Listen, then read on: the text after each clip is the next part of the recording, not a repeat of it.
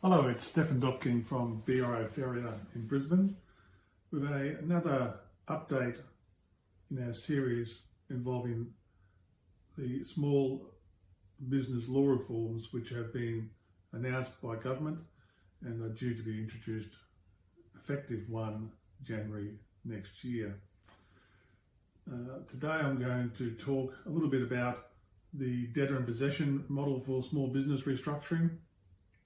That involves a small business restructuring practitioner, and give you a practical example of what we've seen already in the marketplace and how this can be implemented next year to help businesses survive into the future, particularly given they've accumulated a lot of debt since March this year and virtually no revenue in many locations as a result of COVID-19. A little bit of background and recap on what the debtor and possession model is.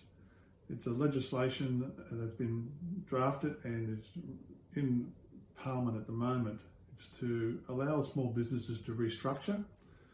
Those businesses must have liabilities, that is debts of less than $1 million. They must have their tax affairs up to date, so their lodgements up to date, not necessarily any of the payments. And they must have their employee entitlements up to date, so the superannuation and wages must be up to date. Now, how does it work?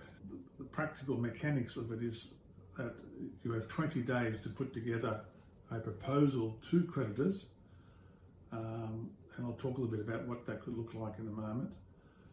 Once creditors receive that proposal, they have 15 days to consider it and vote on it. If 50% of the creditors vote in favour of your proposal, it is binding on all creditors.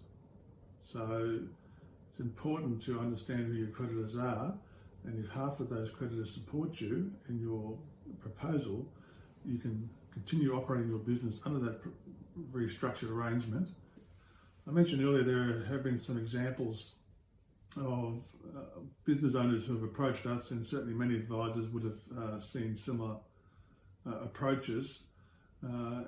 We've had many businesses here in Queensland who operate in the tourism industry and in the restaurant and cafe industries or businesses approach us asking about this small business restructuring process.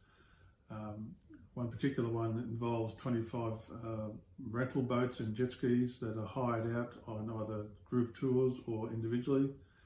That business in particular has a number of finance companies for the finance boats. It has creditors in the vicinity of $450,000 that relate to fuel and food for food packs that are prepared for the day trips. There's various other liabilities to do with repairs and maintenance and rent. Now, that business believes it can go forward in a reduced capacity, and it is considering reducing the capacity by returning 25% of its fleet to its finance companies,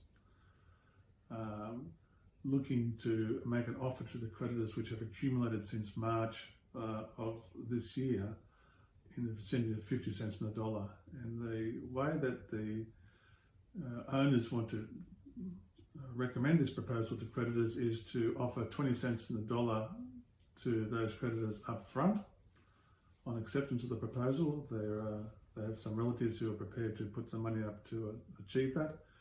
And then they believe that they have looked at their cash flows, and for the next 3 years they think they can generate sufficient profits to pay another 30 cents on the dollar to creditors. Now, those creditors will increase as a result of any shortfalls from finance companies that have those boats returned. But what it is a proposal to creditors to say that they will receive 50 cents on the dollar. I think one of the most important things to remember about this legislation is that it is done while the owner of the business maintains control of the business and continues to operate it. While this restructuring process has been undertaken with the assistance of the practitioner, the restructuring practitioner, no creditor can enforce their debts against the company. So there is time to formulate a plan, to look at your cash flows and put a proposal to creditors. I expect that there'll be quite a number of businesses in the new year looking to use this legislation. If you have any questions, by all means, you should be discussing this with your accountant or any one of the BRI Ferrier officers around Australia who are well versed in this legislation and can assist you with any questions you may have.